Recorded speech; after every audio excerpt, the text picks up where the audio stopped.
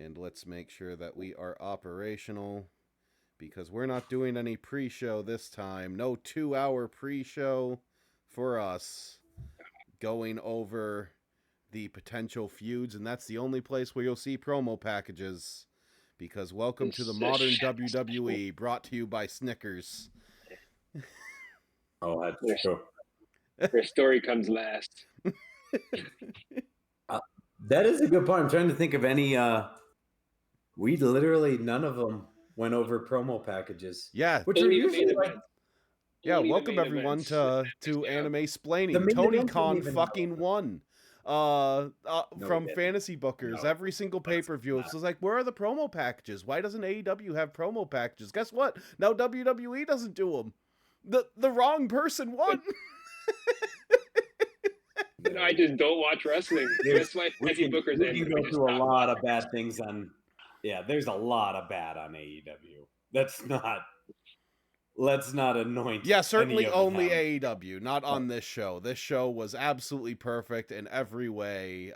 Just 10 hours of total nonstop action. So we're gonna talk about how great Dynasty was? No, Dynasty was a shit show. I don't like. I'm allowed to call balls and strikes here, but you're not allowed to go like, oh well, AEW sucked for one pay-per-view, therefore WrestleMania Las Vegas was absolutely perfect.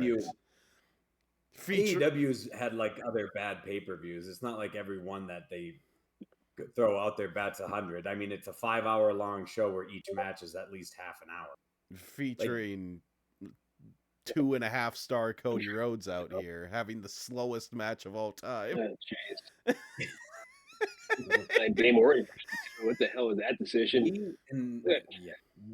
Because the worst match of the show, spoiler, is the night one main event, hands down. Yeah. And it's not even necessarily because the guys aren't talented.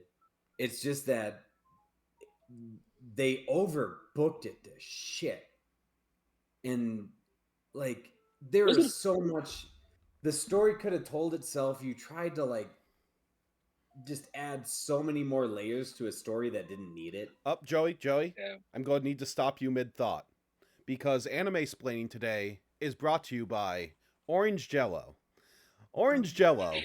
It is necessary product placement to make sure that we go properly through this particular episode. This brief segment brought to you by our friends at Orange Jello. Okay, you may continue. If it gets sued, it's your fault. Did anybody watch the beginning matches on both nights for I did. On ESPN? Oh, wait, were they different matches?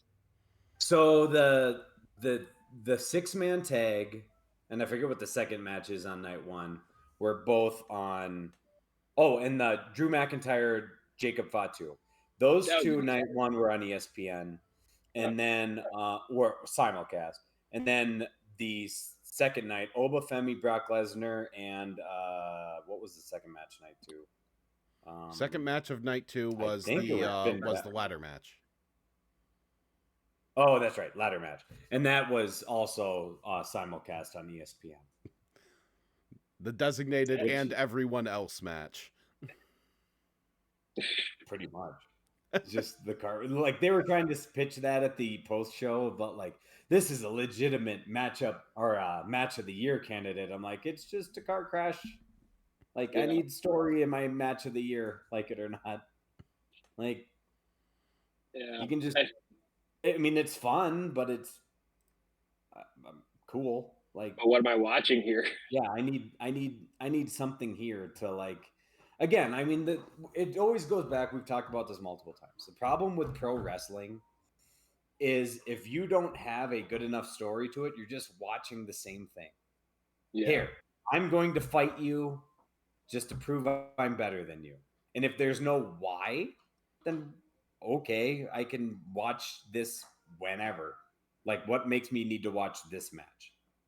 And it doesn't even stop there, because I could watch New Japan any day, at any time, and watch a stellar match without knowing who's involved or even caring about who's involved.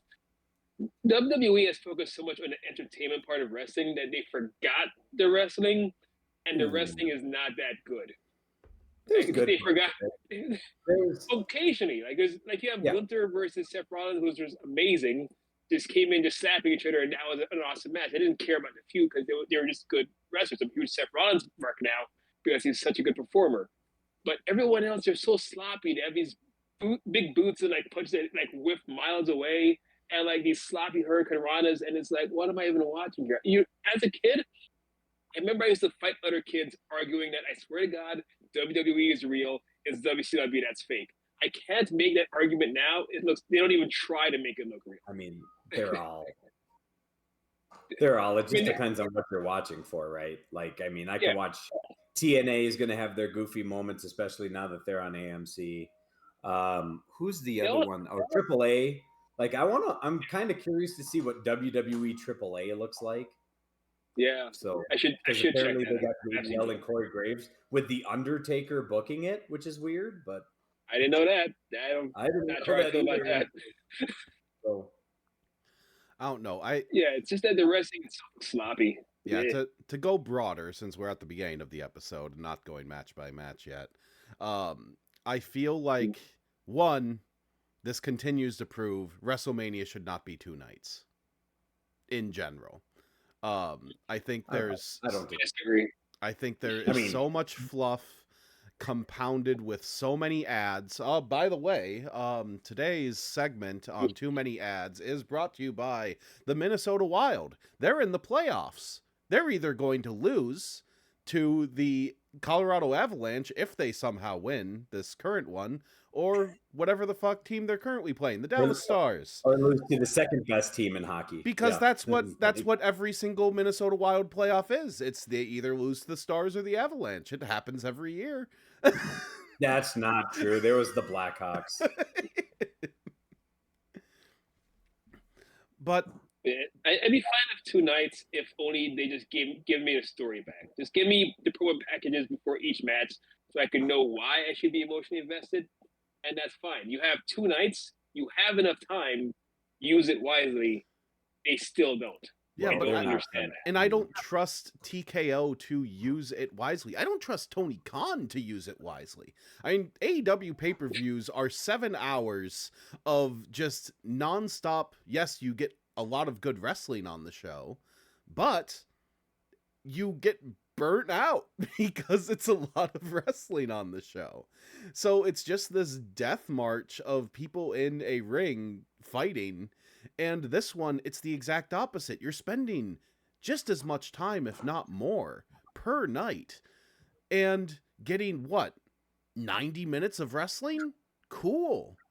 Man, I'm not even someone who, complains about ads too much, because I use Spotify free. I do not, subscribe to YouTube or anything like that. I grew up on ads. I am a child of the 90s. It just happened.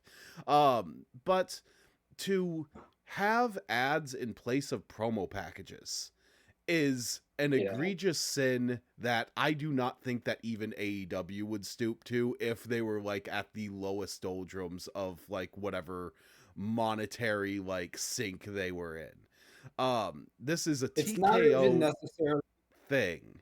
And especially, so Joey, I mean, we all did a crime except for you. You pay $30 a month for ESPN Unlimited, and what do you get for $30 of ESPN? 38. What do you get for $38 of ESPN Limited? You get fucking 5 minutes of ads instead of a promo package. That's where I was going to go, and now you just nailed it. Yeah. So I don't mind if for you all, if you put on ESPN, you get it's people are getting it on ESPN for free. But yes, everyone who's paying for the Disney Plus, which is basically $40 a month on the Disney Channel, and then I'm paying $40 a month to get the ads. You're basically paying for the net. You're paying the Netflix Plus prices and still getting commercials. Yeah, it doesn't make sense, does it? And that's the thing. It wasn't only that. So, fortunately, I listened to Giant Bomb, and Dan Reichert, who used to work for WWE, was in the press box. They played those same ads at the show. So you pay a $70,000 ticket for a front row seat at WrestleMania. I don't know why you did that. You probably should actually get your brain checked if you spend that amount of money on something stupid. But if you did that, then you get inundated with ads in the actual arena. That's insane to me.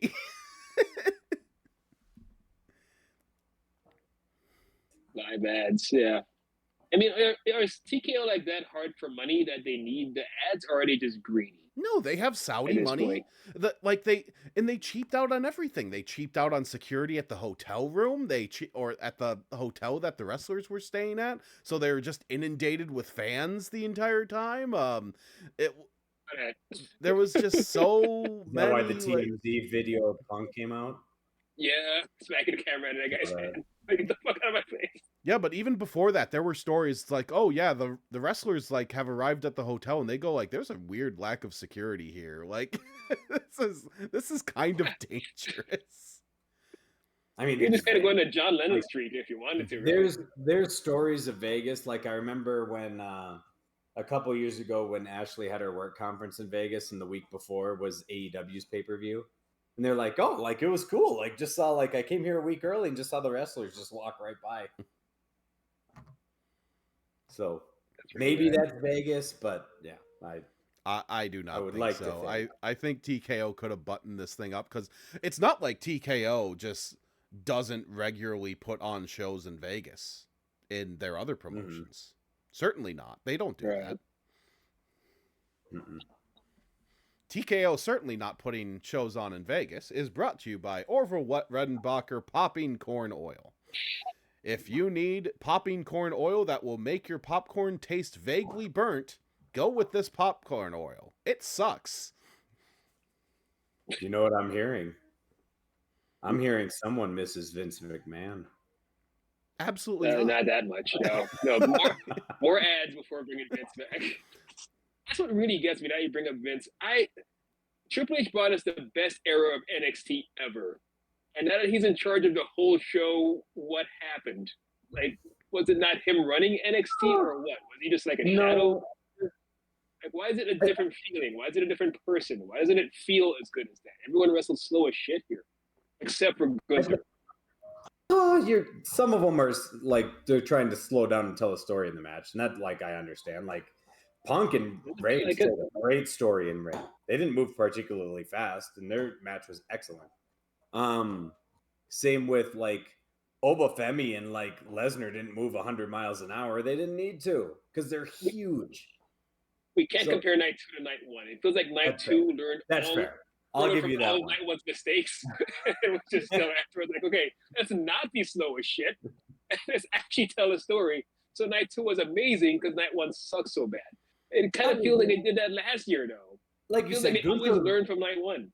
Gunther Rollins is a good match. We'll get into the matches, but Gunther Rollins is a good match. There's just no story behind it. It just feels like I mean, I'm sorry to dig on AEW. It feels like WrestleDream, where you're just getting hey, we're getting this match, and isn't it going to be fun? Yeah, but why am I watching? These guys don't have a story about each other. You're just pitting them against each other. I would agree, except Gunther and Seth Rollins legit felt like they hated each other. The bell barely rang, and Gunther was just on Seth Rollins, just beating the shit out of him. And Seth Rollins was seething on his way to the ring. It didn't feel like just two guys matching up. It felt like two guys that they would have fought regardless of being at WrestleMania or not. And they didn't stop to take a break the entire match. I wish the entire night had that energy, but it was just these two for some reason. Yeah. But Marlon, the point is, because if there's no story build really to it, why can't that match just main event Monday Night Raw? Or that's how I feel. Even a lesser pay-per-view. I mean, if you're going to give me a dream match without much stakes, that's what Backlash Tampa's for. They're going to tell Roman Reigns and Jacob Fatu in 3 weeks. Because, hey, we're just going to throw these two together because we don't have that much time before our next show. So we'll get this started now, give it 3 weeks of build. And you expect that at a Backlash Tampa show, right? I mean, it's an arena that's going to fit maybe 15,000 people, not a stadium that's going to fit 50,000 plus. These matches need something. And they need stories so bad. Because it was wrestling was supposed to be soap operas for men. and then they just drop the soap opera bit, and they think their wrestling is good enough to hold the entire show, and it's just not. It's really not. Wrestling is a silly concept to begin with. Stop exposing yourself. Put some writing to like fluff it up. And I'll bring up Wrestle Dream back because Joey, you mentioned it. Like, and granted, every single time in modern parlance, except for the G1, when wrestling tries to do a sports thing, like they try to do a tournament or they try to do something that's akin to a sport thing where it's just like, oh yeah, these two are just facing each other because that's what's on the schedule. Like, what do you want from us? It tends to fail. Like the G1 basically just works because it's been legacied in there and the concept is neat. While the King of the Ring has been just dug into the dirt so much that it's basically completely useless. But like I think they do it badly. I think Wrestle Dream you can make work, and generally Wrestle Dream is a good pay-per-view to watch. It's just you need to go in with a different mentality than sports entertainment wrestling. You need to watch it more as like, hey, I am watching some sort of like fight sport pay-per-view where they're just throwing people together. But the problem is everybody has the same match. And that's that's why, like it or not, I mean, I know you criticized Joe Buffemi against Brock Lesnar, but it's a different match than every other match on the card because they just wrestle different because they're huge. And like you need those changes of pace because otherwise, again, if every match is going 20 minutes with the same false finishes over and over and over again, that's why the burnout happens. Because again, like if I watch Kenny Omega and Hangman Page open the show to a 5-star match, and then somebody else tries to follow it up by doing the exact same thing, why, like, again, I'm going to get burnt out because I already saw guys do it better the first time. That's why one of the better AEW pay-per-views is the one where Wardlow squashes MJF right away. Because again, you get a change of pace, like you open it up, Wardlow makes a statement, he kicks ass, and he goes on while MJF talks his shit. And then at least, because you're not going to see that for the rest of the night. So at least it warms up into the next match and then warms up from there on. Plus, to get into any wrestling match, I need to know who I'm cheering for. I feel like they forgot we had faces and heels for a reason. I need to know why I should be backing someone. It doesn't feel like we have any faces or heels anymore. It's just two guys going at it. They're relying on the announcers to tell you who to cheer for, and half the time they don't even do a good job of that. We'll get into that because the Night 2 main suffers from like who is the heel, but like but. And the night I'm sorry, we're rambling. Tony, if you want to go match by match, we can go match by match. Yeah, so we're already complaining. Well, let's start with personally my match of the night. The Usos and LA Knight against Logan Paul, Austin Theory, and IShowSpeed, who was this really your match of the night, or was this absolutely? I say that in total seriousness because this segment is brought to you by the very serious Pure Genius 23 grams of protein. I don't know what this is. It was just on the counter. Anyway.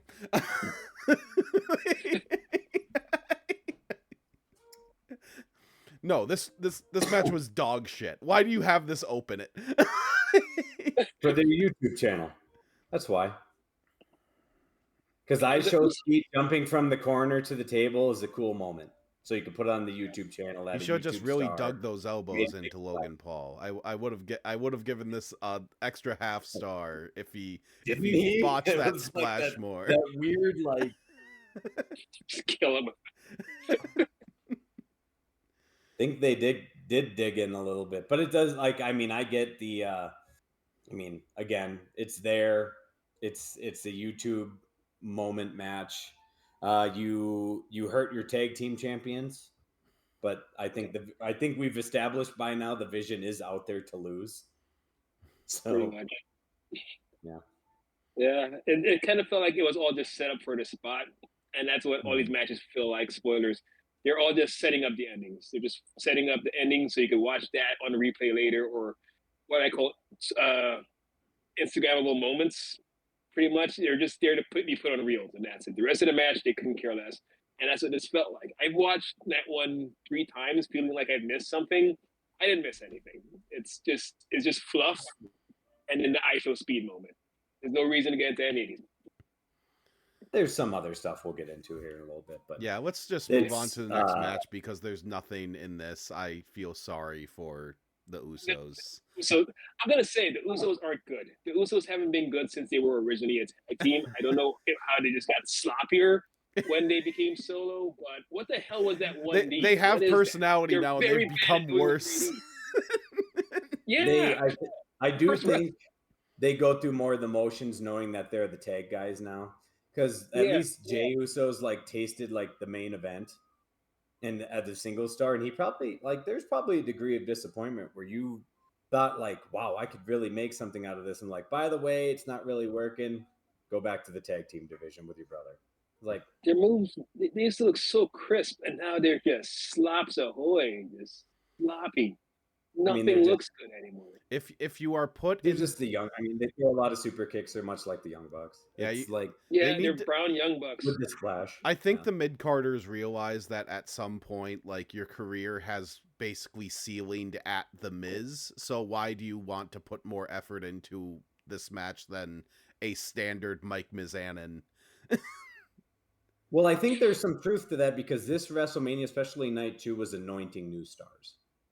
Yeah. So I think that like it's tough to not see the writing on the wall in some of those moments. Even this one, this I like we said, anointing a new star. ISO Speed signed a WWE contract, I believe. Right? So like this was all it. The story about like telling him that like, oh, you're gonna become a good guy. Why? Fuck, I know. But here, jump on the Logan Paul. It'll look cool. Cool. Okay, second match, which I actually did get a promo package for, was the story of Drew McIntyre and Jacob Fatu that Drew McIntyre's a racist or something, because it seems to be because the promo package is all like Jacob Fatu's an idiot and he went to jail. I'm a cop. just seemed a little weird. They had to tell some sort of promo package because fuck all if SmackDown's ever told their story at all, even though they're on goddamn SmackDown. Like, also, I need to say this. Forgotten feud with a match showing up. I need to say this as someone who believes in the suspension of disbelief in shows, and I give credit to AEW, who still hasn't done something like this. A second match on the card, unsanctioned match, is fucking stupid.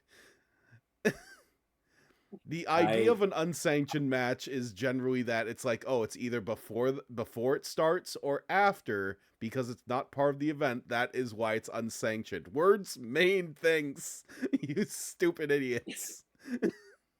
I'm done because one of the best unsanctioned matches was Shawn Michaels against Triple H.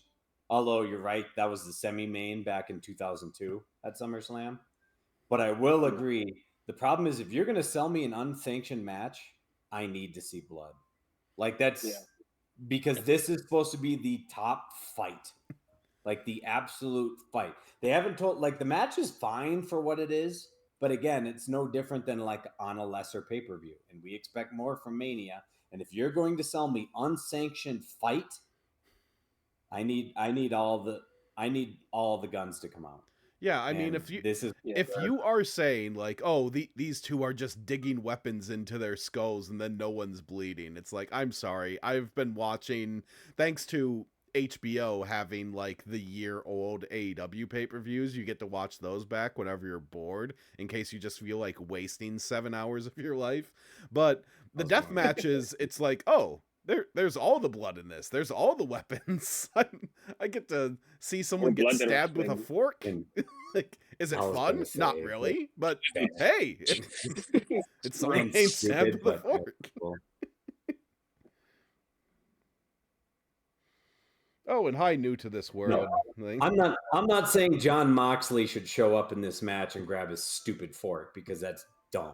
But like, yes, I need to see someone. I need you to show me that like this is violent. That's why WWE is not sanctioning it. We are not okay with this. This is bad. Yeah. Like hide the children and cover their eyes. Go get popcorn. Oh, the match was bad. All Basic right. hardcore match. The match itself was fine. I just had no reason to be invested in it at all. Like, this is probably honestly the zoned out. Like, Second no, best. I think Gunther Rollins is better, but this, Yeah. I mean, again, I don't This know. is close. Like the last Mania, it seemed like Drew McIntyre was checked out. Has he just been checked out for a whole calendar year at this point? because he's He there knows to his role. sell Chumba Casino or whatever the fuck that game is that you saw an ad every other. I'm still not sure what they're selling. Yeah, Chumba Casino always puts ads on Behind the Bastards. That's where I always hear Chumba Casino. Is that should I feel bad for Tiffany Stratton didn't have a match at all, but she was probably the most featured on the entire show since she's doing all those Chumba Casino ads. Freaking criminal. He's still at the Chumba Casino. I get to play slots on my phone. Why?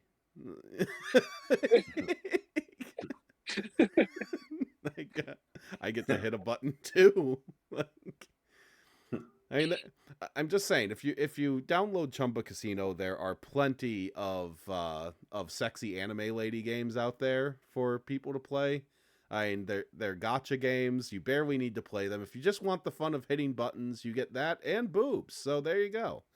This is brought to you by Anime. Does Chumba Casino have boobs? Maybe. I'd try it.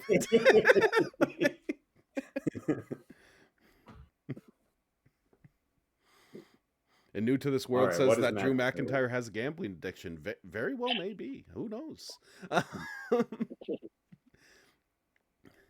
Anyway, moving on to another piece of garbage match. Brie Bella and Paige against Nia Jackson, Lash Legend. Yeah. And a very disappointed looking Bailey.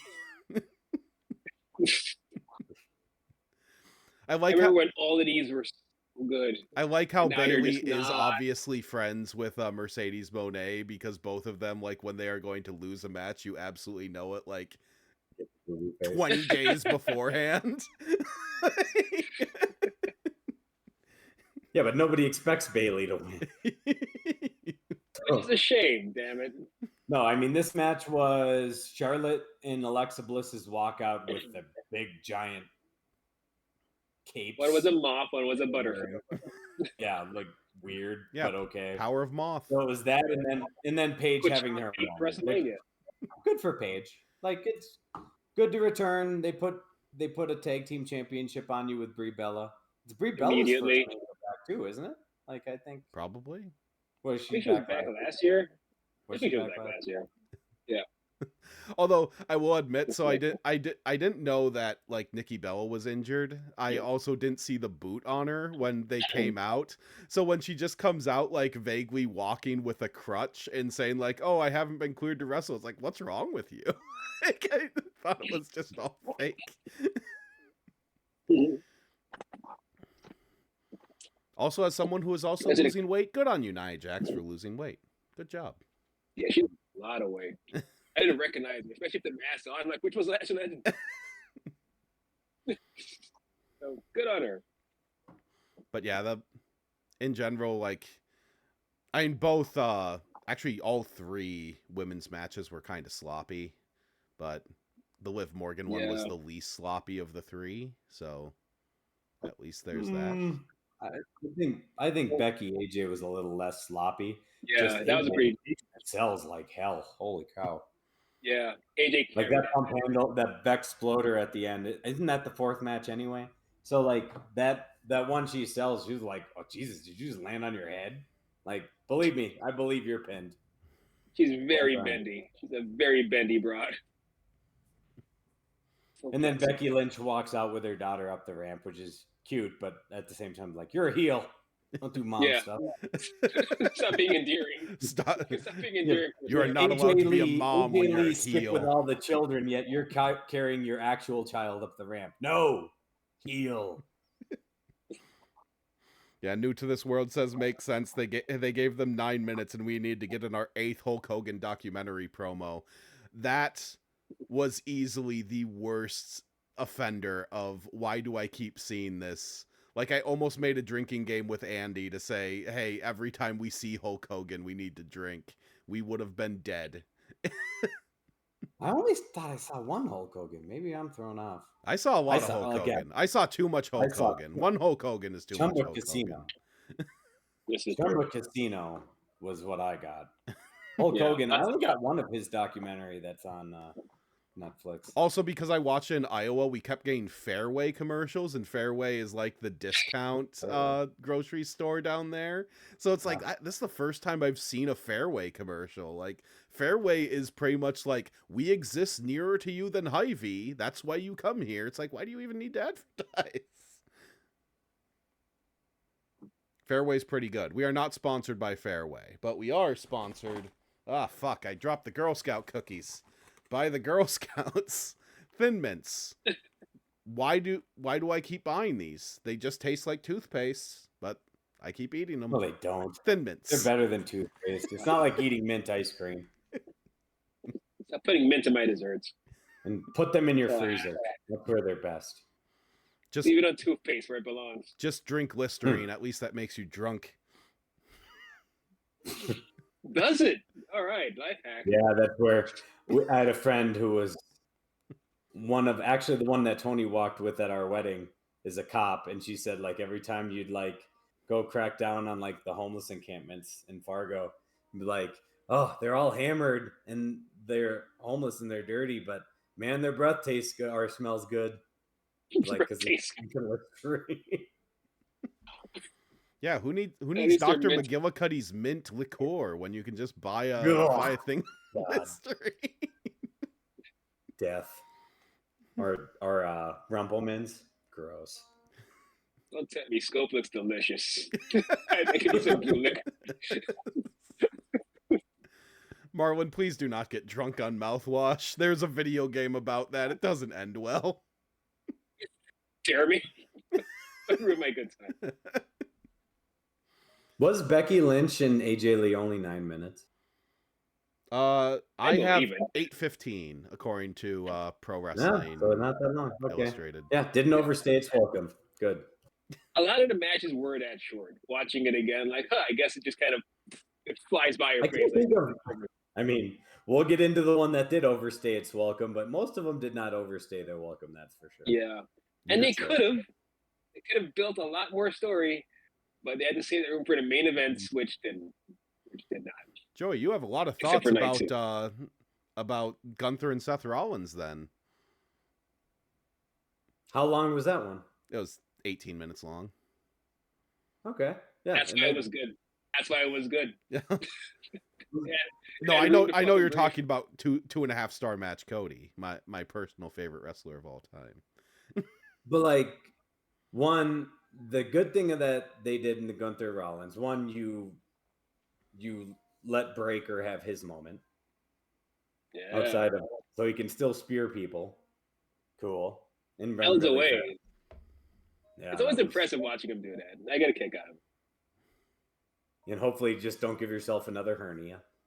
But yeah, appreciate it. But no, and I mean the good thing about wrestling Gunther is we give crap to rest holds now in like modern WWE, but that is a dude that makes you believe the rest hold when he's applying it. Yeah, so like his rest holds feel like another sleeper, not like 1992 where like great sleeper holds. That yep. All right, now make your comeback. Cool. Like at least Gunther, it's believable. Yeah, so you get the impression the match is going to end right there because he's choked people out so often that you can get choked out by Gunther. It could really happen. If somebody else does it, like no, you're fine, you're safe. But they've even acknowledged like why do we have this match? Oh, like this Gunther with Paul Heyman? No. Is there anything that like any real reason for it? Like we just Paul Heyman decided like, hey Gunther, I'm going to use you. Okay. Not really. I feel like his gimmick now is the career killer. So that's where the story is. The threat is always that Gunther is going to kill your career, like he did to John Cena. So that's what he's been running with now. And Seth Rollins or AJ Styles. Or AJ Styles. Yeah, that Seth Rollins happened to be next on the list.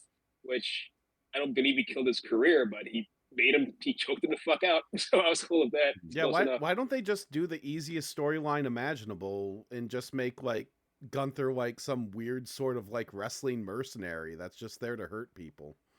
Like, just like you pay him, he fights people for you. You can install him in any match you want because that's all you have. I mean, it would be funny. It'd be terrible, but it'd be very funny if when they were announcing their Hall of Fame class, Gunther just comes out and chokes out one of them again. Like he just comes up behind AJ Styles, or Stephanie McMahon just wraps him up and chokes him out. I'm so cool with that. Just make him the legend killer again. It's amazing. I don't like Gunther answering to anybody. Just make him kill people. It's a shame they can't call him the final solution. That's too on the nose. Any thoughts on Stephanie McMahon being the last headline name of the Hall of Fame class rather than AJ Styles? That pissed me off. Like, why is she even in there? Your name, it's like those Harvard students where their name is like on the building. Like, of course you got in here. Your parents freaking own it.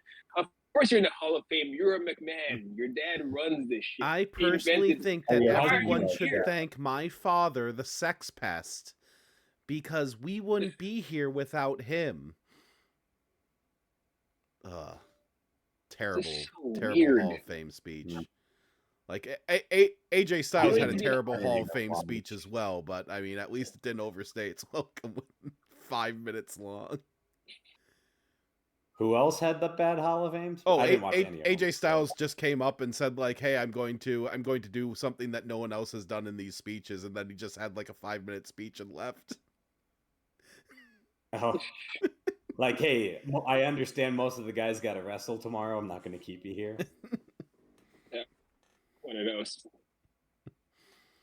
Yeah, the night should have been about AJ Styles. Like Stephanie even cut out his entrance music, and out she comes. Like, okay, you're here. You're always here, though. You work here. All right, my boss got Employee of the Year. Yay! You go, my boss. Anyway, Liv Morgan and Stephanie Vaquer. Vacour? She was on AEW. The whitest way to pronounce that. This was a match that was an entrance, and then it was just kind of there, and like in the Devil's Kiss. I enjoyed it. It was there. I enjoyed it, even with all the run-ins. It existed. It was better than the women's tag match. There's 3 things that stand out. 1, the Liv Morgan entrance. Like, okay, they're putting a lot into this music video. 2, the Devil's Kiss. Always enjoy watching it. How do you not? Booker just for that match. All the ass, along with Liv Morgan, who's got all the ass. But then the last one, low key, Roxanne Perez getting on the apron. Like, are you wearing pants? Like, why can't you be in this match? And then I was just like, okay, I'm 41 years old and an old perv. Okay. Yep, Joey. I need to get out my sage and my exorcism kit because you've obviously been inhabited by the spirit of Kevin Dunn over there. No, those camera angles were not near underneath like they could have been. No, they all work for AEW now. I've seen some of their women's matches. Was it this match where a cameraman randomly fell over too? Like all of a sudden you see a camera angle and then you just see the camera go down and then they pan to the next shot and then you can see on the side there's the cameraman like standing up like, what happened to you over there? I tripped like, over a cord. You all right, dude? Tripped over cables. That's why you need a good cable guy. Probably TKO's cheaping out on the cable guys. Maybe. Why can't I be hired as a gaffer? Like, your job is to just either like keep cables tied down or just like grab cables so people don't trip over them. Granted, I don't probably because it pays $30,000 a year. $30,000 a year, and you can pay for all the travel. Sometimes it's union, so who knows? And WWE or TKO for that matter. Well, I don't know if contractors all day. Yeah, they probably use contractors, so it depends on what type of labor they need to use because they might need to use a trade association. I said it differs from state to state. That's fair. Yeah. If the talents are contractors, everyone's a contractor. Just go skipsies. Wouldn't we rather have this conversation than talk about the night one main event? Yeah, We gotta get to it. So back in the fantasy bookers days, our deep lore of when we had our other podcast, I called Edge versus Randy Orton the greatest match of all time, as in air quotes according to WWE. That like hour and 20-minute long match. I called it the most boring match I've ever seen. I think I would like to watch that match again over this Cody Rhodes match. Oh no. I would rather watch this over that. I can make popcorn, I can get settled, I can take a nap. The Cody Rhodes match is just boring by comparison. Yeah, because Cody Rhodes doesn't have a character. And it was cruel of them to show me all his amazing characters will lead to this. This guy I just do not care about. Look at all these times that Cody Rhodes had personality. Yeah. Remember Stardust? Remember dashing Cody Rhodes? Those were the days. Anyway, here's American Night. I guess. With his huge skull. By the way, did you know he's in Street Fighter? What? That was him? Let's go that trailer again. By the way, did they even show Roman Reigns in that trailer? Yeah. Yeah, they show Akuma very briefly. Yeah. Because isn't Blanca Jason Momoa, right? Yeah, Blanca is Jason Momoa and Akuma is Roman Reigns. Yeah. Where I think it's not going to be very good if they just give Akuma like a side role, but Street Fighter movie is not going to be good. Street Fighter movie to be good? I expect it to be good. I expect it to be fun, but at least faithful somewhat. But see, I don't even expect it to be faithful because the general problem I have with the Street Fighter movie, and I will this is going to be my side instead of talking about Cody Rhodes, is this is being made in tandem with Capcom, and I think Capcom has learned the wrong lesson from the Super Mario movie, because the Super Mario movie, apparently Nintendo is very, very close to Illumination to say oh no, we get final say on what the story is, we get final say on what you are adding, absolutely every single portion of the script Nintendo will read and make sure that if there's anything that makes fun of us in a negative way, we will remove it because we are Nintendo and we will kill you.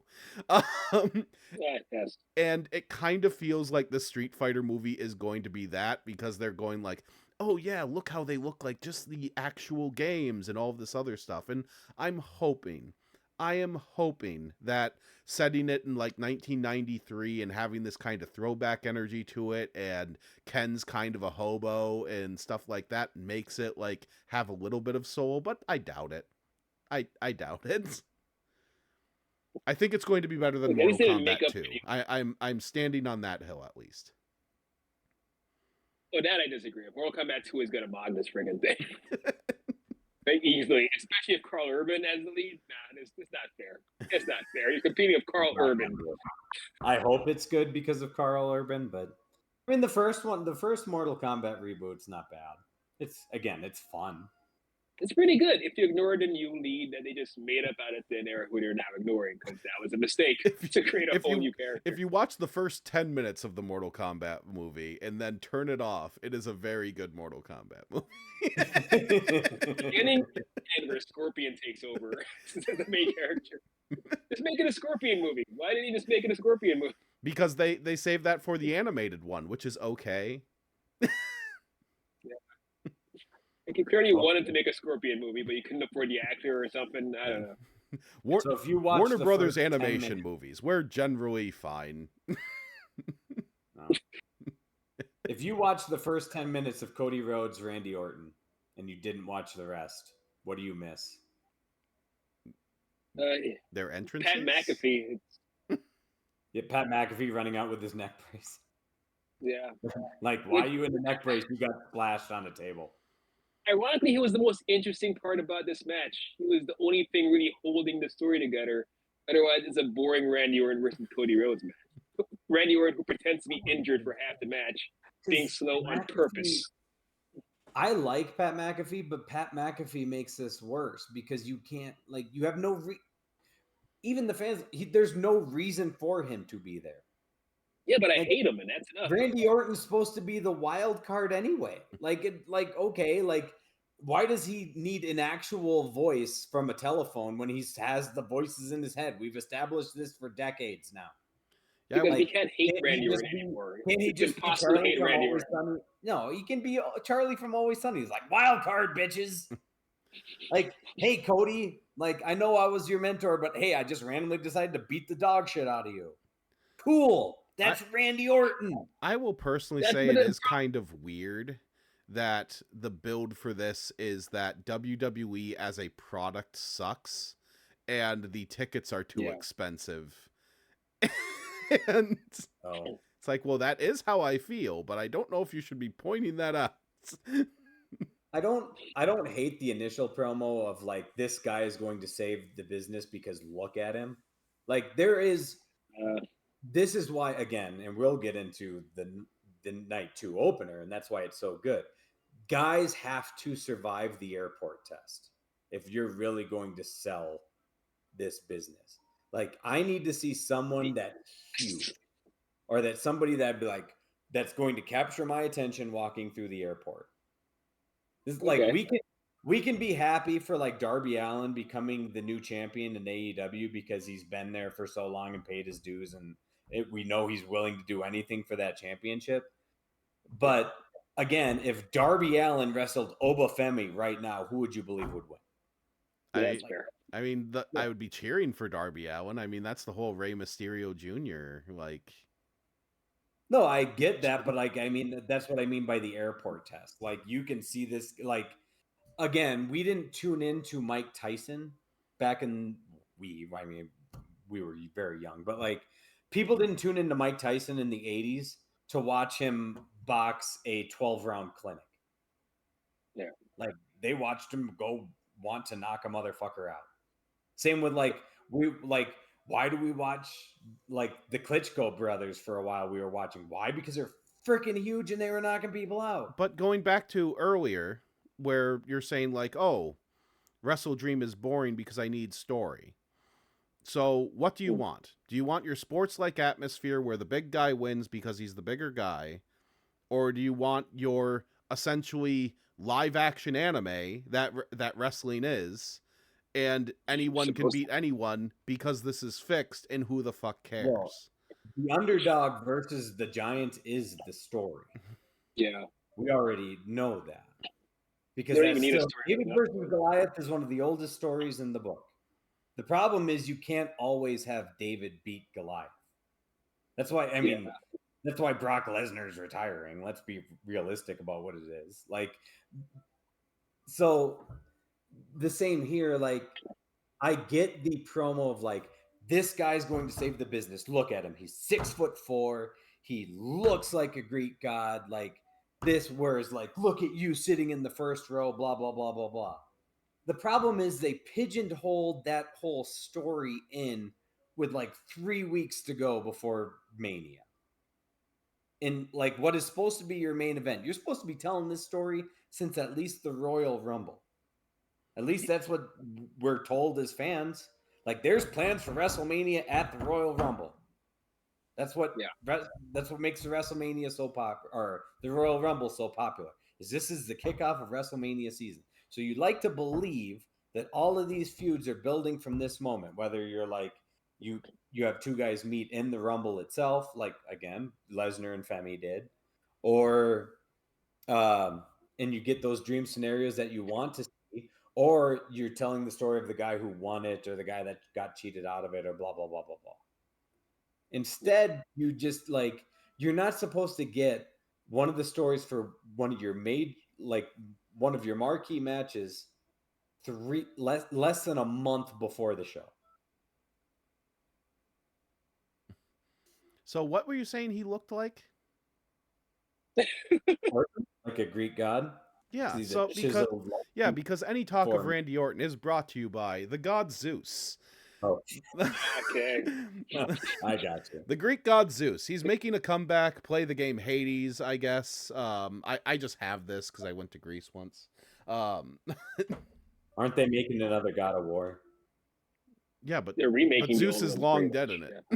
yeah.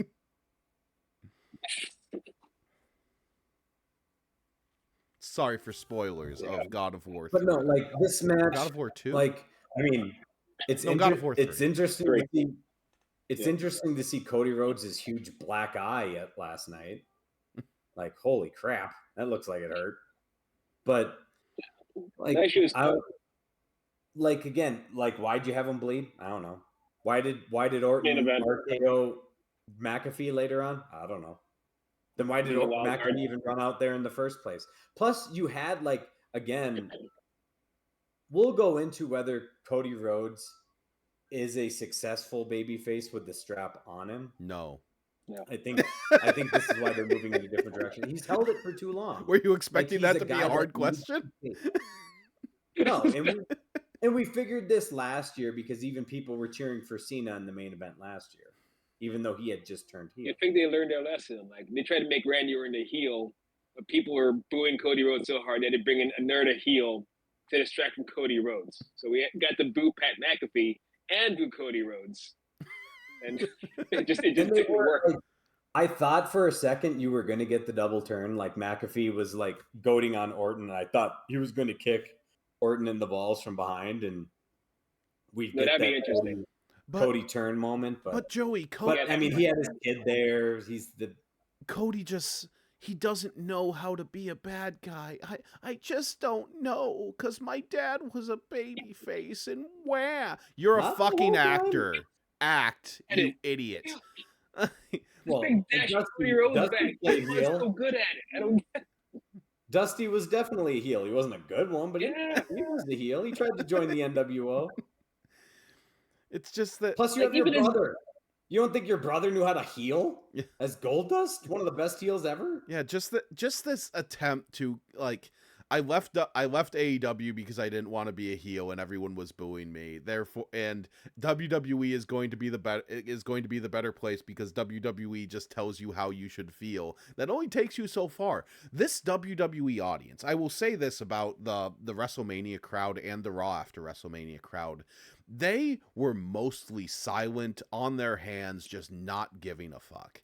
And I think it's because since AEW exists, and like wrestling fandom has become so polarized that either they're just not paying attention, the like super raucous, like hardcore wrestling fans, or they just fell off. Like the only reason I watched this show was because it was free and you forced me to, Joey, at gunpoint. No, but I think you're on a point there. Yeah, like I think a lot of people. I think there's a lot more apathy set in, and realistically, how can there not? That's why night 2 was good, because it was a transitional WrestleMania. Because what have we shown? Like, how are you going to top WrestleMania 40? Right? WrestleMania 40 was you finally beat your champion who was there 4 years. Cody finished his chase, which we could get behind because he is the babyface chasing instead of being the champion. And you had all of the stars basically anointing Cody, even to the point of lifting him over their shoulders when he won. But like you had The Undertaker play his role in the match. You had Cena play his role in the match. So you had all the hoopla surrounding it. But that's why then last year's Mania felt lackluster compared to that. Because Cody, like, oh, he's going to lose to Cena, but that's a good thing. Like, hey, let's see Cena like be a fun heel, which we can go into what we thought of his heel run later. But like, I also think because AEW, like it or not, over time, I think there are a lot of fans that fell off because it's gotten kind of stale. Super stale. It has gotten stale after 7 years. And that's why you see the crowds aren't what they were at their shows. So, like, but those fans didn't go back to WWE because they're like, well, I liked this better, but it just feels kind of like I like this better and WWE is worse, so I guess I'll just stop watching wrestling. Yeah, exactly. That's what happened. Like, cool, you're on Netflix? Good, I can watch it whenever I want, if I want to. Or wait, you're just a YouTube channel? cool, I'll watch your moment if it's worth it. It'll show up on my algorithm.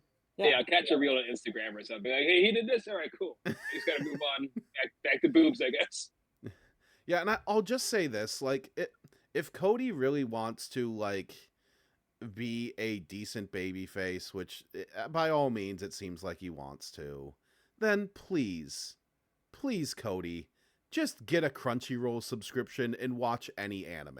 Like, in general, if you want to see like what you do when your babyface is on top after they've chased, just watch like any particular shonen anime and just figure it out. Let's get Cody to watch One Piece. Let's start a petition.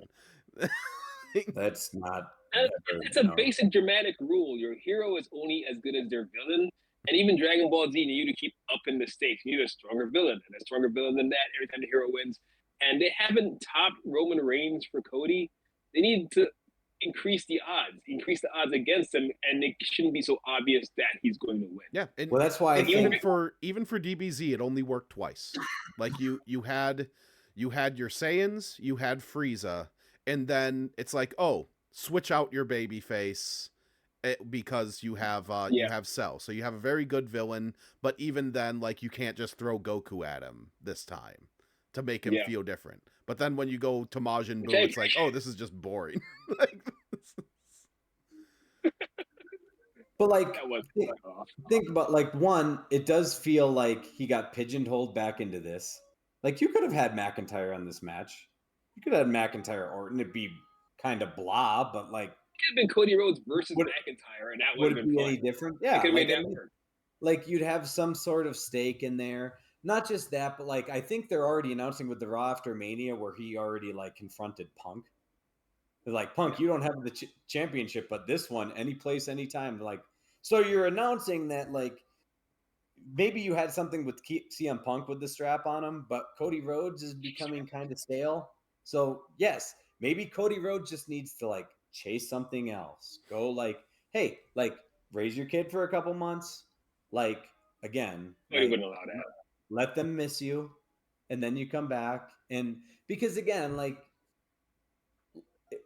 we're not the 80s anymore. And even Hogan like ran stale because there's only so many monsters you can beat.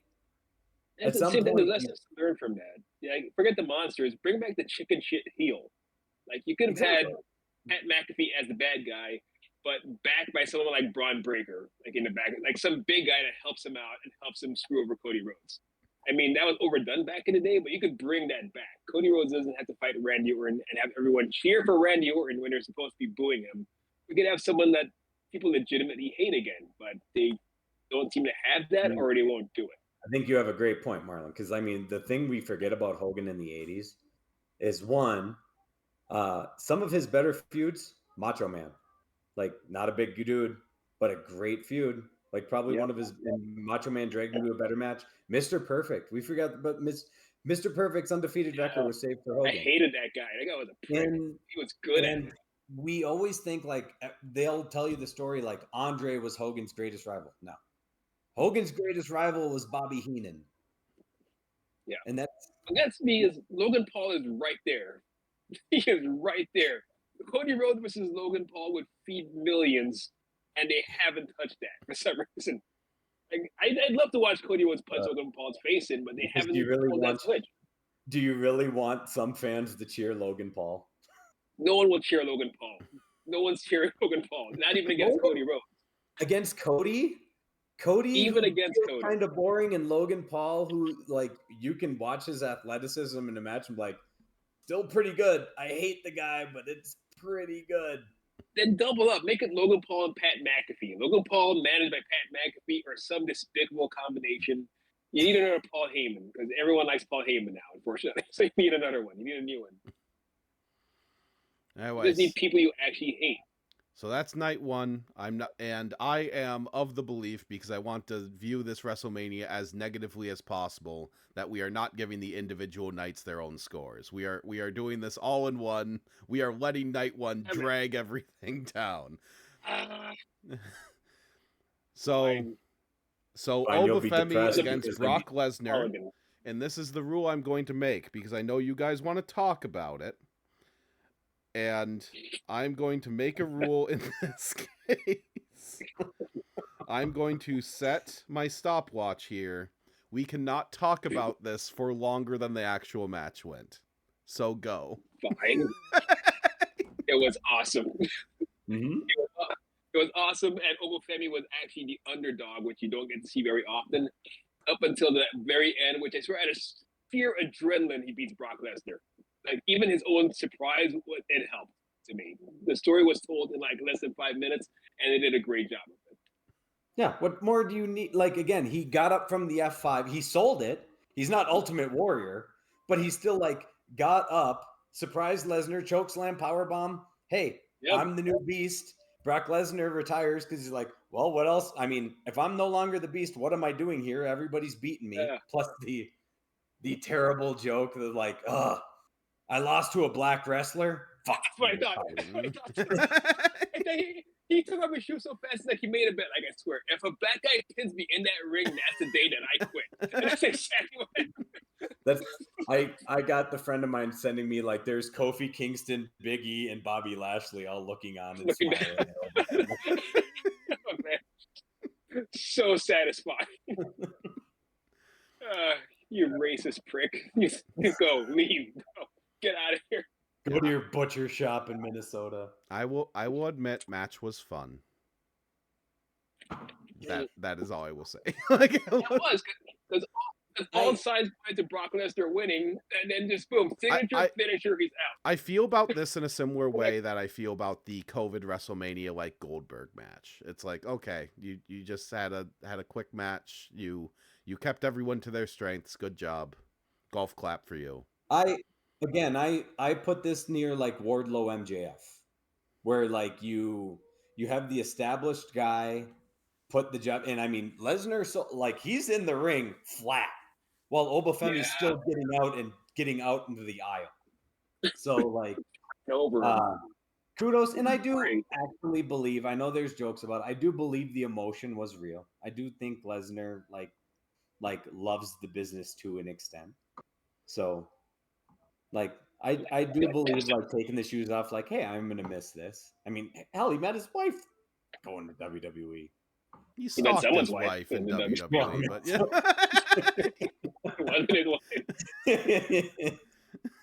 Fair. But again, Brock Lesnar's not a likable person, and I'm glad he's gone. But the main question is, how do you not make Obafemi champion by SummerSlam? Like, yeah. Like, people are saying, oh, well, he can win Money in the Bank. I'm like, he doesn't need to win Money in the Bank. He just beat the most dominant guy of a decade easily. Like it's hard to tell the story that he doesn't win in 3 weeks. Like, just decides, like, I'm going to go up to Cody Rhodes. Like the stupid Danhausen stick in his face. Or like the midget hitting like what's the stop Obafemi? Like, hey, Cody. And I am the ruler. That's the same problem with Randy Orton again. You need a heel. So no, queue him up against Roman Reigns. That's what you need to do. Obafemi versus Roman Reigns, that will feed millions. But Obafemi versus Cody Rhodes, they're just gonna boo Cody Rhodes again, and we all know he hates that. So we got to find a heel for Cody Rhodes. Obafemi's not gonna be a heel. No one's booing Marlon, I hate looking behind you because I hate Jade Cargill's finisher. Because we will get into that when we get to the match. She's got a lot better, I feel. Yeah, but doing the one winged angel is really fucking stupid. like I like the move, so I don't care. Like that anyone does. Like, it's believable. She's strong. I took this move from Street Fighter. No, you didn't. We know where you took that from. Kenny Omega's not here to contest it, so it's fine. Plus, he probably wouldn't care. Probably not. He's Kenny Omega just wants to play video games at this point. He just wants to do a press tour for fucking Street Fighter 6. Apparently gain Tifa in the next year here, so I get my Final Fantasy 7 characters in other fighting games because I don't get Tekken because who the fuck cares about Noctis? No one cares about Noctis. Take your Final Fantasy 15 and get the fuck out of here with your male friendship going around in a car. This boring Street Fighter. Like, what if Street Fighter had fewer powers? Like, why would I play it? There's no fireballs in this. Get this out of my face. Street Fighter doesn't have King though. Like if Street Fighter had King, then there'd be something to say. There should be some swaps. Yeah. They do have King. Is there also any purpose in talking about this ladder match? Like, I'm invoking the fantasy bookers rule of if the show didn't care about this match, should we? The show cared. Like, I don't like to their WWE's credit. I did not see, but like this is an AEW match. This is a good AEW ladder match, being won by an AEW built star. It's what it is. Which is why it was fine. It was enjoyable. Like it was filler, but it was good filler.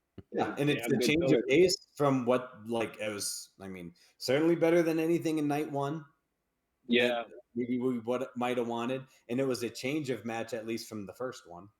From after that Soul Night one, they sped the hell up with this match. Yeah, I think with the Drew McIntyre match, they're like, oh, here's our gimmick match, so we don't need to do anything else, and that was a bad decision. Yeah.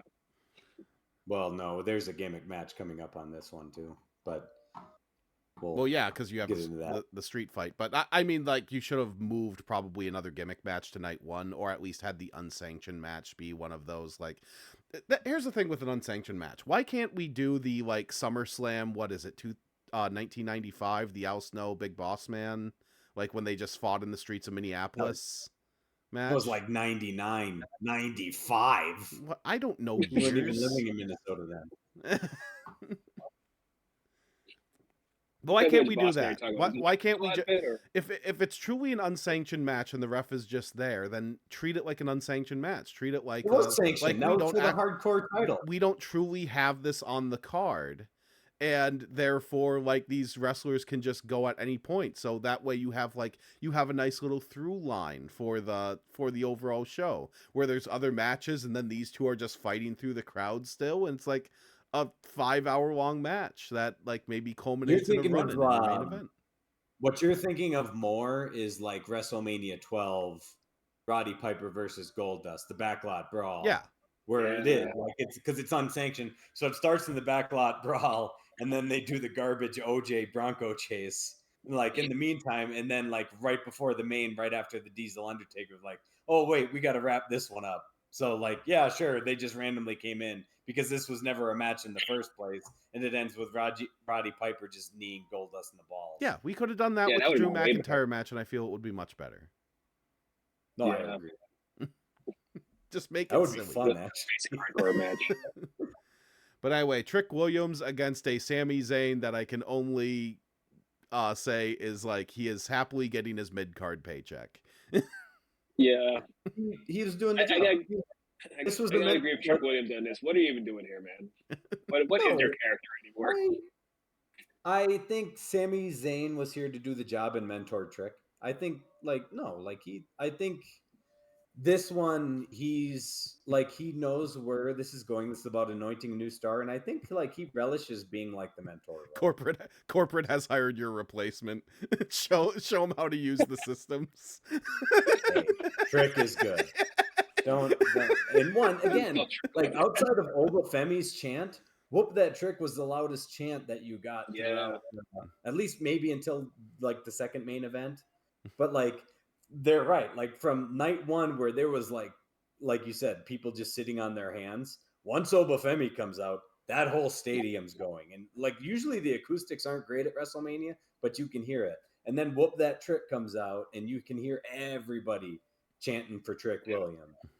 So like the dude is over and Sami Zayn is going to get the absolute best out of you, or at least like, at least drag you to a good match. Yeah. And hopefully showed Trick Williams how to log into Paycom and, make sure that like, this is where you clock in. This is where you clock out. As a Sami Zayn fan, those jokes just made me very sad. He needs a character. Just give him a gimmick, give him something. That's all, man. Well, I turn feel heel. kind of bad for Carmelo Hayes because considering that Trick Williams was basically Carmelo Hayes' sidekick in NXT, and then you get hurt, and then you see Sami Zayn, who like technically beat you for the championship, even though you were hurt, and then there's Trick Williams, the guy that was your sidekick coming in, now gets all of the fanfare in this huge WrestleMania moment. Because realistically, like there's 3 guys that really at WWE you're banking on for the next 5 years. It's Obafemi, Trick Williams, and Braun Breaker. Yeah. Because the catchphrase will get you everywhere. Like talent will get you halfway, a catchphrase will get you the other half easily. Mm-hmm. And that's what Obafemi and Trick Williams have in common. What the hell is Carmelo's catchphrase? Like what does the crowd chant when he comes out? Nothing. It's just being super athletic. But again, like Tony's saying, like if I want to watch guys that are super athletic, why don't I just watch Wednesdays? Yeah. They do it pretty dang well. So I could just watch New Japan. I can keep watching Ricochet. Penny It's fine. Yeah. Not just that, TNA's now on Thursdays, so I can watch TNA on AMC. I can watch NXT. I can watch like you better bring the character. Yeah. Bring a catchphrase.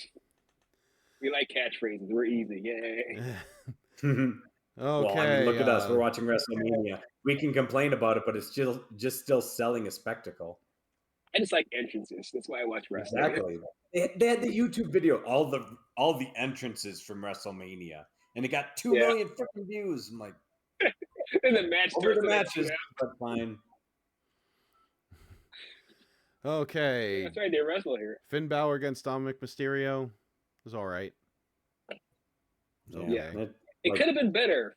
For bringing back the Demon, they could have done a lot better with that. That's the only thing that's really disappointing about it. We finally get to see the Demon again after all these years. It's like, oh, I guess. Yeah, the mystique Yeah, of the but Demon the Demon's is been gone for so long that like it's also the worst time to bring in the Demon because it is a sunlight WrestleMania. In the middle of the desert. Yeah, you need a darkness WrestleMania for the Demon. I was worried. At least like the Mania crowd is a little more pays attention. Because if you would have put that on random Monday Night Raw and like just stuck them out there, I'm like, oh, I don't know if half the fans would know how to do this entrance. Fucking quiet. So I was worried about that. But like you're right. I mean, like you've been gone for so long. I wish it would mean, but you didn't even like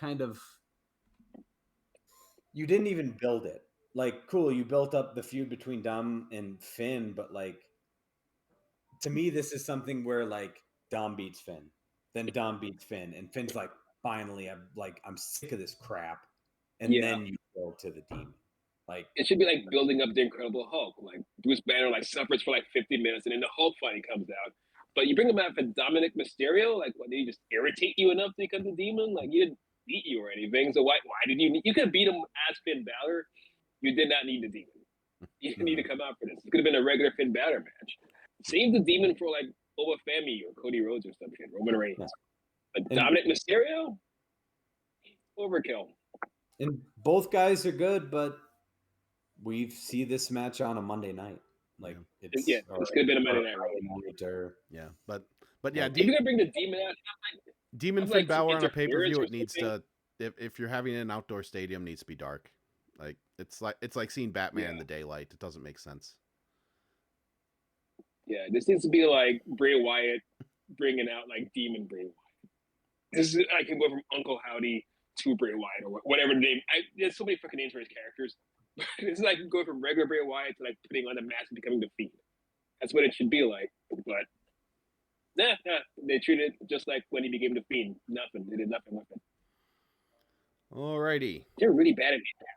Second to last, Rhea Ripley and Jade Cargill. Jade Cargill's gotten slightly better.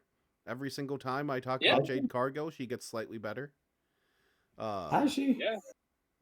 I feel she had months to not wrestle and just wrestle this match. Yeah, she didn't injure anybody. Yeah, that's true. Right. You didn't injure the biggest women's star in WWE. I think it's the benefit of not wrestling very often that generally like the bar's already low, and it's like if you only show up like twice a year, then it's like, oh, okay, you're here. I mean, again, just like AEW, she looks the part. She looks great. Yeah. Like But that's all I need. But again, I mean, did anybody expect? I saw the betting odds. This wasn't even like the lowest. Like, Jade Cargill had better chances than other people to bet. And I'm like, really? Like, on what planet would WWE stick with Jade Cargill here? I would not because I Liv's feel like going to win. They'll just swap heel face on that way. I feel like they should have gone for the upset. I feel like Jade Cargill should have won that one, just to like give us something different. But Jesus, yeah, give it to Rhea. Whatever. Rhea Ripley is your women's division. Like, she is. Yeah. Like, also, my opinion does not matter here, but to all the internet weirdos going like, "Oh, Rhea Ripley's lost muscle mass," who the fuck cares? Like, it's like people who care about muscle mommies care. Yeah. People who care about muscle mommies care about muscle mass. Where is there's a lot of internet weirdos going like, "Oh, is she suffering from an eating disorder?" or like a whole bunch of other stuff. And turns out she is. Yeah. She straight up admitted, like, that's what I'm going through right now. Thanks for making fun of my body. Taking medications, because one thing about GLP-1s, you do lose muscle mass if you're not, unless you're eating a shit ton of protein. But the bright side is when she hits bulking season again, she's gonna look crazy. But I don't think she doesn't look like. No, she looks the same to me. I don't. Yeah, she's pretty scrawny. She used to be pretty thick, but she doesn't look bad. Looks fine. But yeah, as a leg guy, I noticed. We found the internet weirdo. I am. You knew. She's in the gym every day. Like, and you can still cut while you're going to the gym every day. You can cut weight. No, that's what I mean. Like, that's like, so she's like, she goes and like her level of being in shape is beyond like us. Don't get me wrong, Tony. I know you're doing great on your fitness jersey. Marlon, you've certainly done great on your fitness journey. But Rhea Ripley is like, if we suddenly like did a workout with Rhea Ripley, we would die. It is also she's in great. It is not my job to be fit. That's the problem. Like, it's that general like, how was because we watch Taskmaster, and what's his face is on Taskmaster currently. God, what's his name? Guy from the Eternals. The Indian one. Yeah. I can't remember his name. God, it's not his name. Like, guy we see everywhere, but no one knows his name. Kumail Nanjiani. There it is. Yeah. I knew it wasn't Zorman. Yeah, but like, it's like, okay, yeah, Kumail Nanjiani. It's like, oh, he was able to turn around. It's like, first of all, Disney gives you steroids. Like, everyone has said, like, that is the open secret, is that Disney will just give you human growth hormone. Like, here you go. You're in the Marvel Studios bucket now, buddy.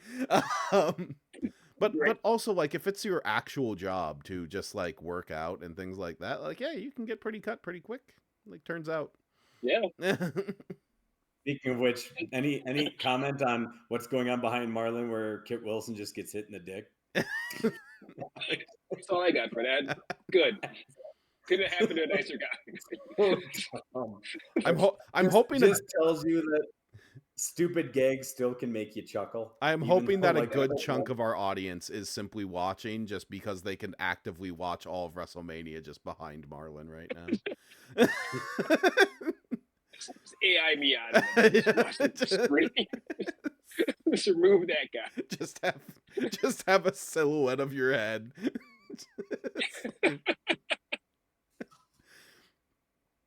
If the views go up, we'll know why. The other one I will say about Danhausen, maybe I didn't get it in AEW. And like a couple of the skits, not every one is a home run, certainly, but like his first one after coming out of the box was such a failure. Like that first Monday Night Raw where he's like, I have plans. And Adam Pearce grabs his like, why is it wet? What was in the toilet? It's like, great. Like, that's pretty good. And this one where he like tries to do the smoke disappear and then just goes under the ring twice in front of John Cena. And John Cena's like, okay. Like that's kind of a funny gag. Yeah. He is funny. That's what I was there to say. He's actually funny. Like I said, I feel bad that I didn't get it in AEW, but like now it's like it's a little more chuckle, haha.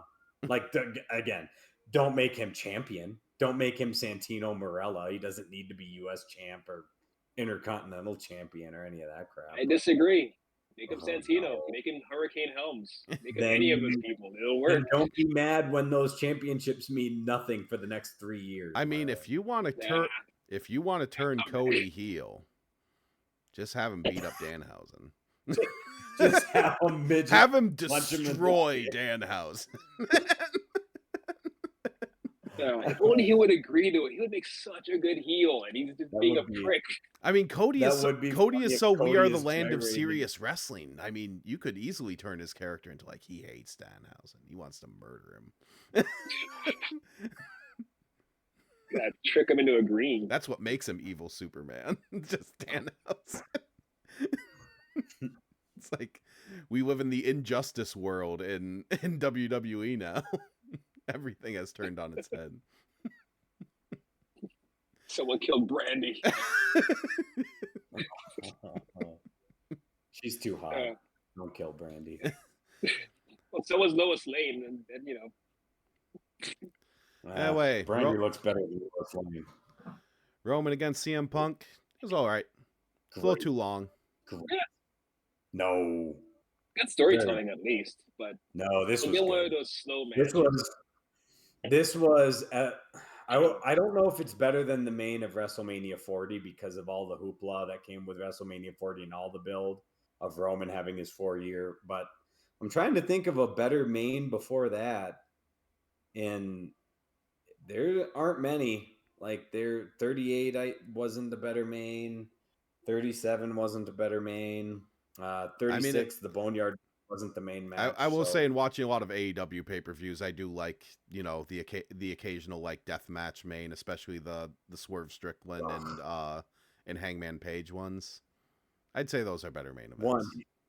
I don't like Hangman Page at all, so I'm biased because I think he's a big bunch of blah who can't promo. But on top of that, I don't like the hang over the top rope with a chain like submission. That's stupid. Like, I'm going to actually die. I should tap out. No, because I don't believe it. Because of that.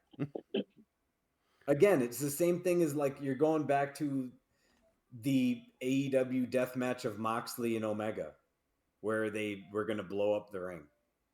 Like it feels the same to me every time. They found a storyline way to turn that. Just like, don't tap out, I'll shoot one of your kids. Like, we need more shit like that. Wrestling is Saturday. I'll tune in. But no, this was like in the one thing they did throw back to AEW is because AEW did it first when they were introducing Punk with the Misery Cantere storyline introduction.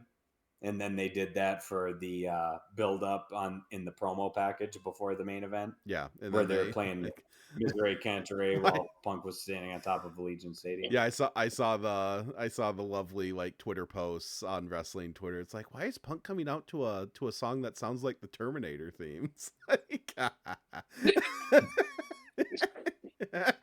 You kids wouldn't get it. And Roman's entrance was cool. I will say that. I saw a lot of people talk about Roman's entrance. Cool. Like, hey, it sounded great. Yeah. That's cool. But no, the match is good. Oh my God is coming down. Just beat your ass. Mm-hmm. But no, I don't think it went on too long. Because how long was this? Do you have the timestamp on it, Tony? Yeah, 34 minutes. Okay, when you say it like that. No, it didn't. To me, it didn't feel that long.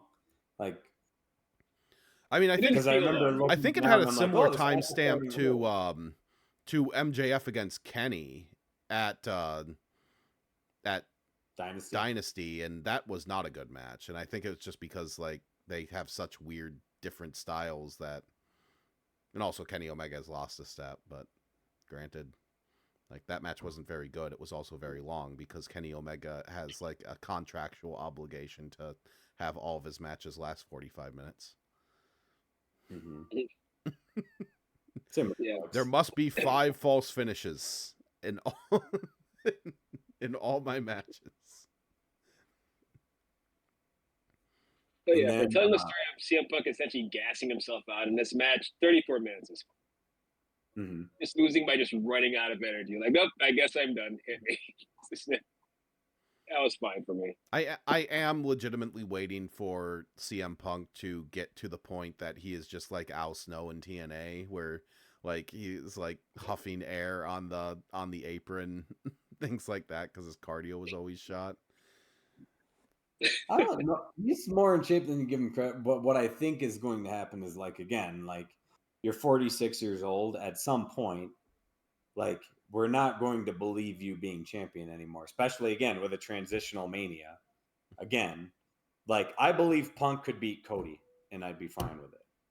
But do I believe Punk could beat Reigns again if they wrestled again? Not really. Like, I think Roman is still more over. Plus, Roman has the history of being the 4-year champ. And do I certainly think Punk could beat Obafemi? No. So Punk beats Cody. And again, Cody's Punk versus distraught. Danhausen. Cody kills Danhausen. I'm with it. Cody kills, right, Cody kills go. Danhausen, goes away for 3 months, comes back babyface, and wonders why everyone boos. So someone get Danhausen the Disney human growth hormone. We need a giant Danhausen to come back.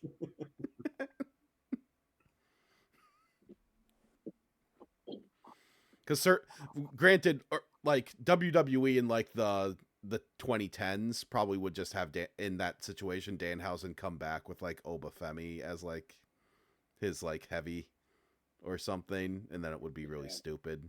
Just Proxy. Yeah.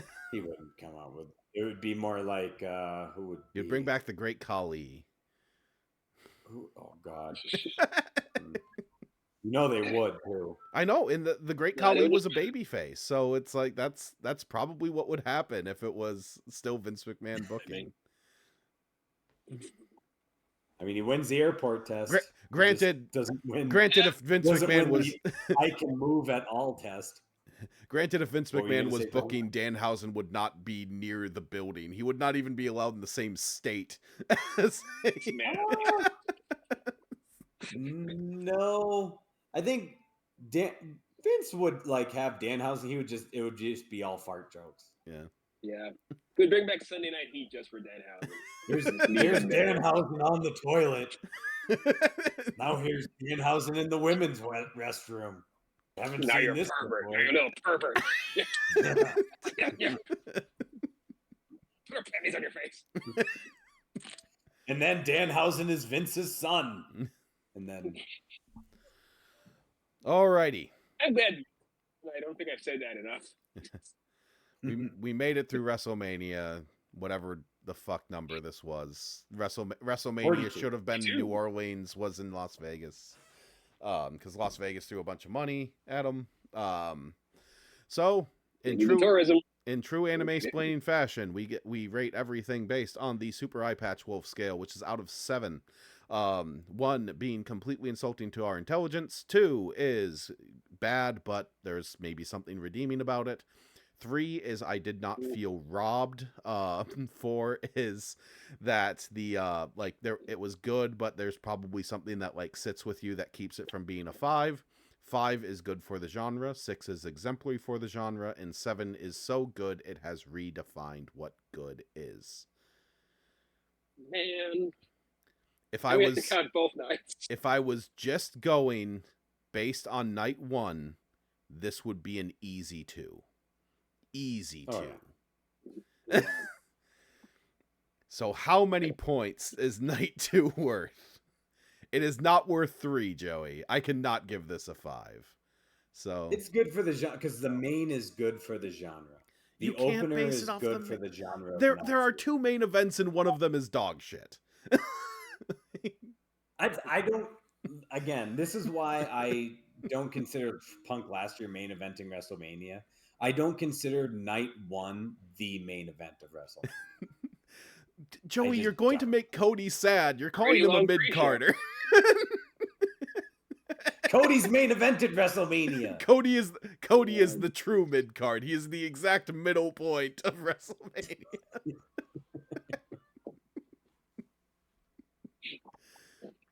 Don't make Cody cry.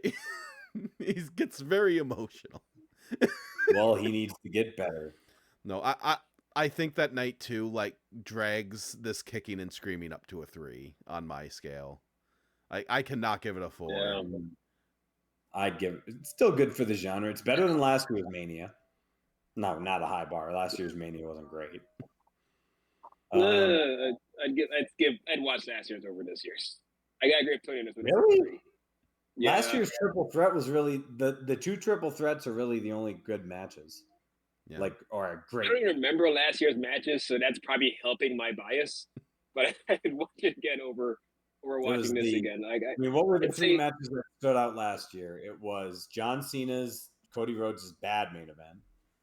Like, just because like the build was fun, but like the match didn't match the build.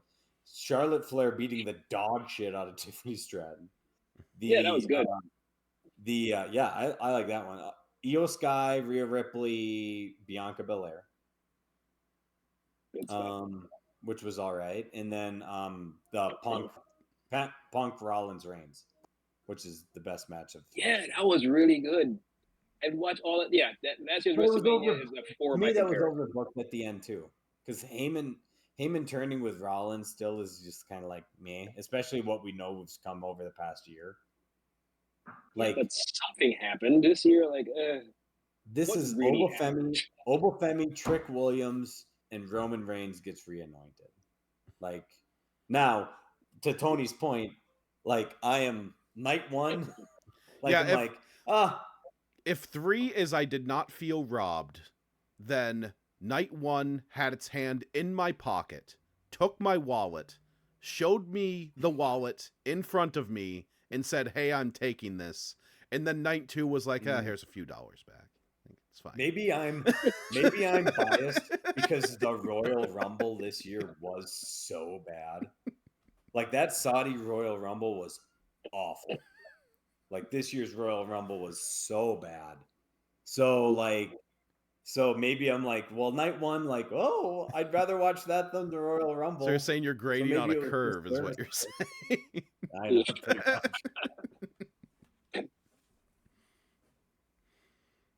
But I'd still get. I mean, it's better than WrestleMania 9. It's better than. I'd say it's better than like 26 is better. Is it better than WrestleMania 2? Because people were saying like, "Oh, this is not since WrestleMania 2 has there been such a bad Mania." No, this is better. No, I feel like that's hyperbole. 9 is generally the worst WrestleMania.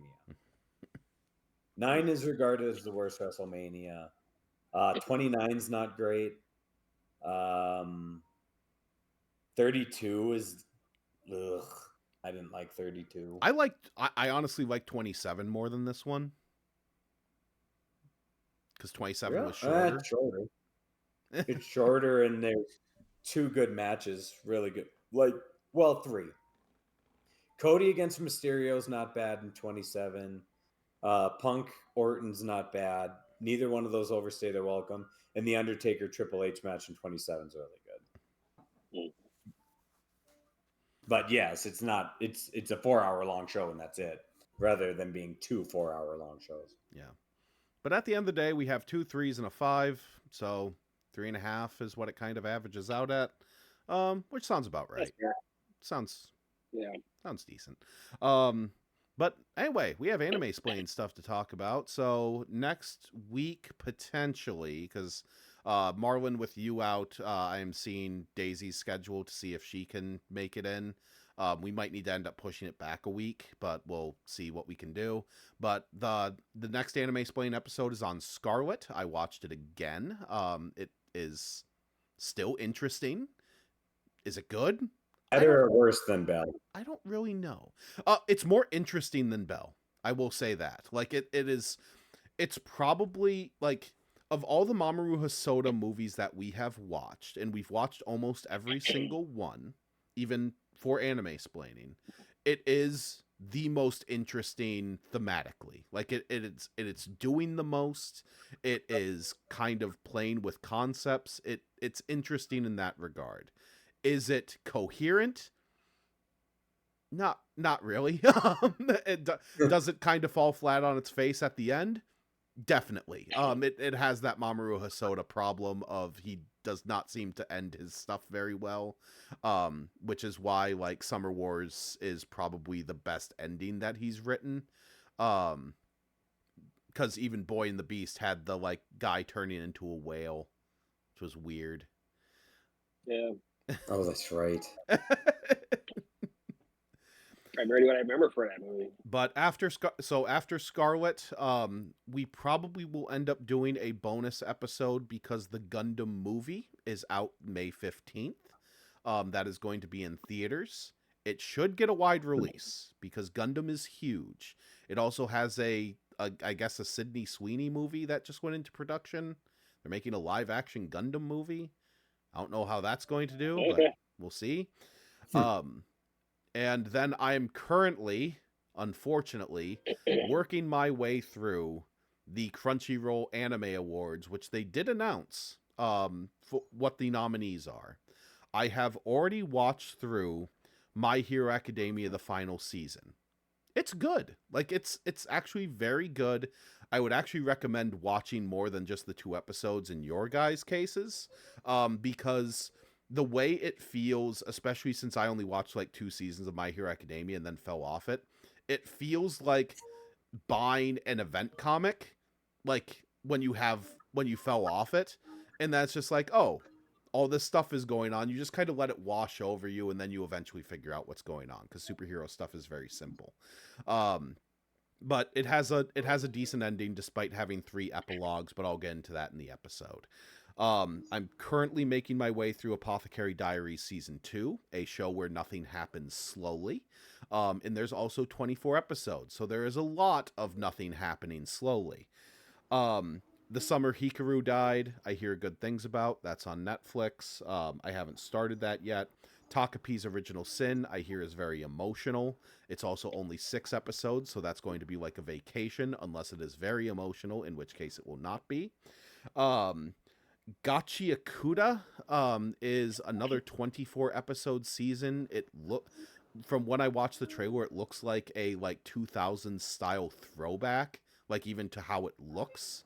It's about like junk turning into like secret weapons and stuff like that. It's weird. And so then it's not 2000s depressing like Perfect Blue. No, it's still a shonen anime. It's still very basic. And then we get to see what the hell is going on with Dan to Dan, because Dan to Dan season 2 is up for anime of the year. And I dragged you both to Wrestlemania. Yes. Me to this. Yep, but just remember, Joey, of all of these, you only need to watch 12 episodes. That is all that you're required. Like I said, I recommend you watch My Hero Academia, the final season, because there's a lot of good fights in it. And pretty much like episode 1 of the final season to episode 9 of the final season is just one big fight that is told in like 4 separate parts, and each one of them is pretty good. So there's that. If you feel like watching My Hero Academia and seeing big anime punches and explosions. But no Jujutsu Kaisen. Feel happy about that. Yeah. We'll still finish it later. But that's what we have to look forward to. I get to watch some more Apothecary Diaries. I'm like halfway through the season. I want to die. But that's about it. We'll be back either next week or the week after with more Scarlet, because I want all 4 people to be on it, because I watched it with Daisy and Joey bought this thing, so might as well. And Joey, you had a question? Watch the best thing in wrestling. So like my outside of like Punk having the names on his jacket was a nice like throwback to the guys behind the scenes that passed away.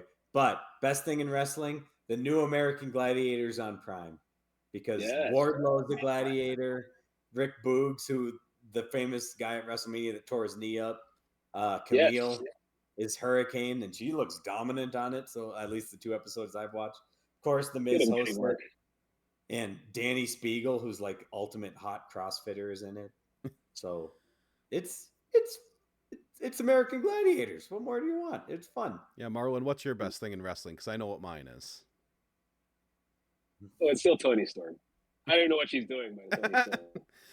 My best thing in wrestling is after I went to Writer's Workshop, Daisy, her boyfriend, and I went over to a karaoke bar in Egan.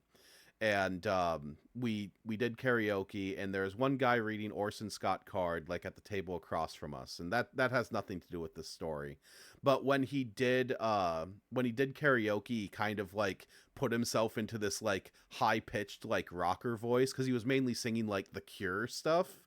But I like after he did one of these songs, I was like, you know how has anyone said that your singing voice is very similar to Chris Jericho? And his response was, "Who's that?" And I said, "He's the lead singer of Fozzy." And his response was, "What's that?" It's like, yes, perfect. That is. That's the response you should have. That's the correct answer. I do. I wish Jericho was sitting in that bar. That's the only thing that would make that story better. Can we go back to the time during Fantasy Bookers where we said Jericho should have just lost to MJF and just sat on commentary in AEW for the rest of time? And how much better that would have been? Hey, he brought the list back. Yeah. Yeah, that's fun. I mean, the list is fun. I like the joke of like he called Triple H and like, hey, like I'm looking forward to coming back. It's like, cool, we're gonna have you lose this retirement match like in a couple months. It's like, oh, back to AEW. I'm like, oh, yeah, I think he's a baby face now. So there's that. So we get a nice little nostalgic baby face Jericho run. Yeah. So he can beat Darby Allin. But yeah, that's us from Fantasy Bookers. Like I said, we'll be back with more Animesplaining next week. Until then, like we'll see you later. And this weekend on Sunday, we get to start the final David Cage game. We get to start Detroit Become Human, which I had to pause the download for because the download is literally taking 17 hours on this computer. So, jeez. It's because using LimeWire. What the no, hell? it's because it's because this computer is like kind of sitting in an awkward place and it's not hardwired or anything. So I'm like doing Wi-Fi off of Wi-Fi because it's part of a web. So everything downloads really slowly. So fortunately, we have enough connection to actually do this streaming thing. But yeah, in future I might move my computer, but that's a task for another time. But thanks everyone for coming in. We will be back later. And with Detroit Become Human, where hopefully it's told a little bit more coherently than Heavy Rain was.